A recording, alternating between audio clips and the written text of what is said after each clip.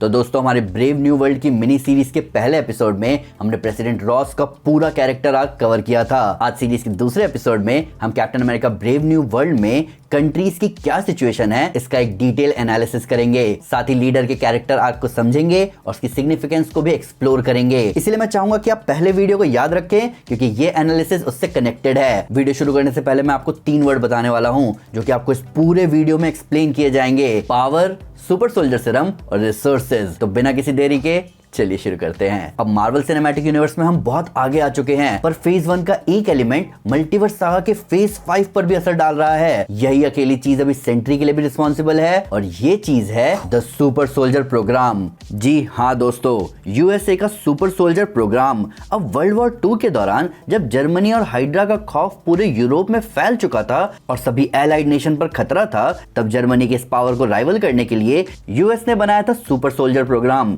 इस थॉट का एक ही मकसद था कि हम एक ऐसा कल ला पाए जहां वॉर और शांति को स्थापित करने के मायने बदल जाएं, और ऐसा हुआ भी। स्टीव रॉजर्स एक लेजेंड और मिसाल बने अपने हीरोइज्म की वजह से, पर जहां दुनिया ने देखी कैप्टन अमेरिका की महानता को, वहीं दुनिया के देशों को देखी एक गजब की ताकत, और फिर सारे देश जुट गए सीरम को दोबारा से बनाने के लिए। और ये सिलसिला हमने देखा कि प्रेजेंट टाइम तक चलता आया, जहां इनक्रेडिबल हल्क मूवी में भी हमने देखा कि सुपर सोल्जर सीरम बनाने की खोज आज तक चल रही है और डॉक्टर सैमुअल स्टर्न्स इसी सीरम को रिक्रिएट करने के लिए रखे गए थे। पर मूवी के एंड में डॉक्टर सैमुअल का क्या स्टेटस है ये हमें नहीं पता चल पाया था, और अब वो दिखेगा ब्रेव न्यू वर्ल्ड में। तो क्या होने वाला है इस मूवी में? एक पर्सनल इशू। अब हमारे हिसाब से ब्रेव न्यू वर्ल्ड में हमें 2 प्लॉट देखने को मिल सकते हैं। एक प्रेसिडेंट रॉस और लीडर की आपसी दुश्मनी, दूसरी राइवलरी होगी कैप्टन अमेरिका और अमेरिकन एम्बिशंस की। तो इन दोनों में से आइए पहली दुश्मनी की बात करते हैं। तो मूवी के दोनों ही ट्रेलर्स में हमें एक बात साफ साफ पता चल चुकी है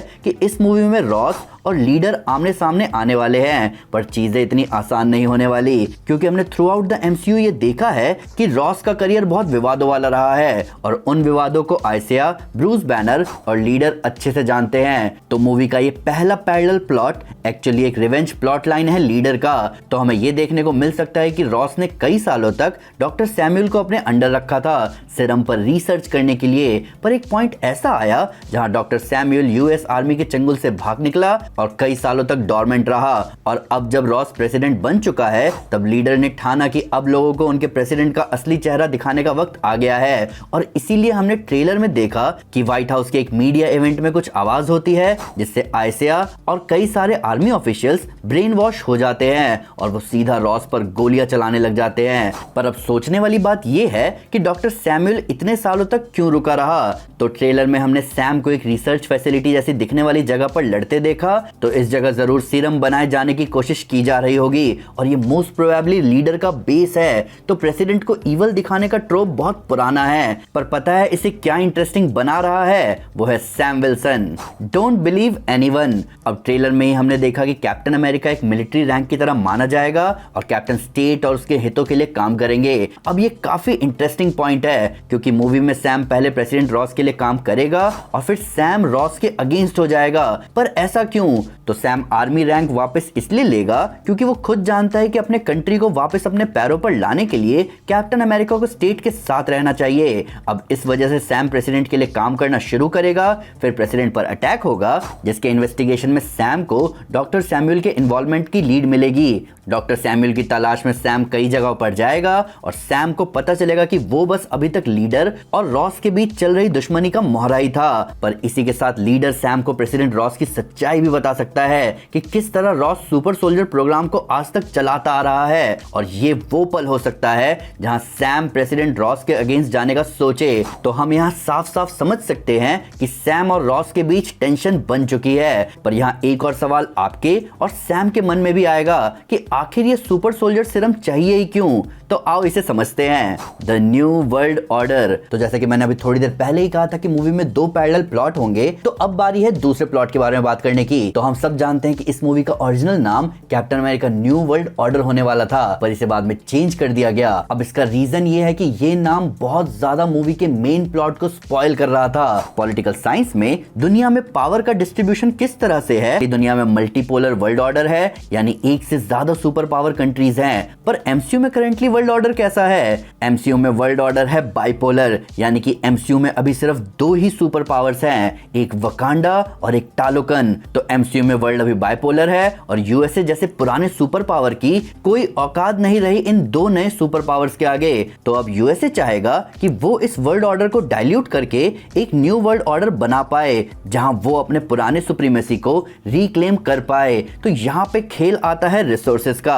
जिस कंट्री की जितनी मोनोपोली होगी रिसोर्सेज पर, वो पावर की उतनी सीढ़ियां चढ़ सकता है। और यूएसए के पास अभी तक ऐसा कोई रास्ता था नहीं वकांडा और टालोकन से लड़ने का, पर अब है, और वो रास्ता है तियामुत की बॉडी। तो मूवी में हमें देखने को मिल सकता है कि तियामुत की बॉडी एक ऐसे एलिमेंट से बनी है जिसे अगर प्रोसेस कर लिया जाए तो उससे एक ऐसा मेटल निकल कर आता है जो सारा खेल पलट दे, और वो है एडमेंटियम। अब यूएस को जब ये पता चलेगा कि एडमेंटियम वाइब्रेनियम को टक्कर दे सकता है, तो पूरी दुनिया में रेस लग जाएगी इस एडमेंटियम को हथियाने के लिए। और इस एडमेंटियम की रेस को जीतने के लिए रॉस को पता होगा कि जंग छिड़ने वाली है कई कंट्रीज के बीच, तो उस जंग में पहले से ही अपर हैंड रखने के लिए क्यों ना सुपर सोल्जर प्रोग्राम को रिवाइव करा जाए। और जब यही बात सैम को पता चलेगी तो वो रॉस के अगेंस्ट हो जाएगा।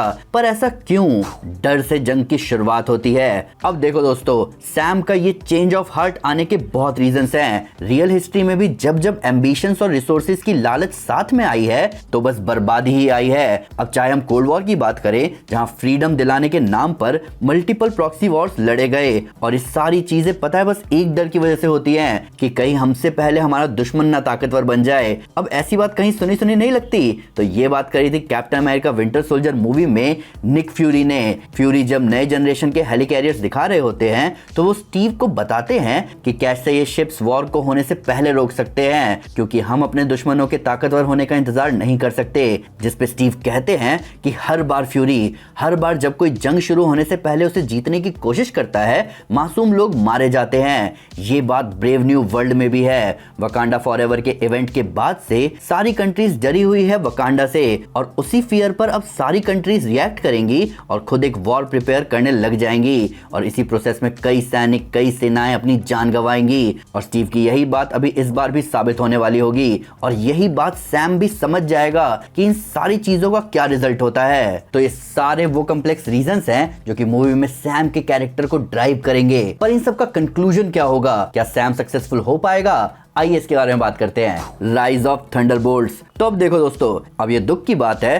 पर ऐसा हो सकता है कि सैम अपने मकसद में कामयाब नहीं हो पाएगा, और हो सकता है कि इस मूवी के एंड में हमें पता चले कि एडमेंटियम हार्वेस्ट और मोनोपोली के लिए जो मिशन शुरू किया जाने वाला था, उसके लिए ही एक मेटा ह्यूमन स्ट्राइक यूनिट तैयार करी गई है, जिसका नाम रखा गया है थंडरबोल्ट्स। इन्हें सबसे पहले डिस्पैच किया जाएगा और इनका मिशन होगा तियामुत आइलैंड को इन्वेड करना, ग्राउंड जीरो को इमीडिएट इफेक्ट में सिक्योर करना, ताकि फिर आराम से यूएस की आर्मी के वहां बेस बना दिए जाए। अब वीडियो की शुरुआत में मैंने सेंट्री का नाम लिया था, तो वो सुपर सोल्जर सीरम के प्रोग्राम में ही सेंट्री को बनाया जाएगा। यूएसए का वो ट्रम्प कार्ड जिसे इस मकसद से बनाया गया होगा कि वो न्यू वर्ल्ड ऑर्डर में यूएसए को वापस से अनपैरेलल्ड पावर बना सके, जो कि सिर्फ एक बार में ही वकांडा और टालोकन को अपने इशारों पर झुका दे। तो आपने अभी देखा ही कि हमने ब्रेव न्यू वर्ल्ड की मिनी सीरीज के दूसरे एपिसोड में इन 6 पॉइंट्स की बात करी है, और इन सभी पॉइंट्स में एक चीज कंसिस्टेंट है, वो है हंगर फॉर पावर। ये भूख कभी खत्म नहीं होती। हमें जितनी भी पावर मिल जाए वो कभी भी हमें सफिशिएंट नहीं लगती, और इसीलिए इन सभी मोमेंट्स में हमें स्टीव रॉजर्स या सैम विल्सन जैसे कैरेक्टर्स की इंपॉर्टेंस समझ में आती है कि ये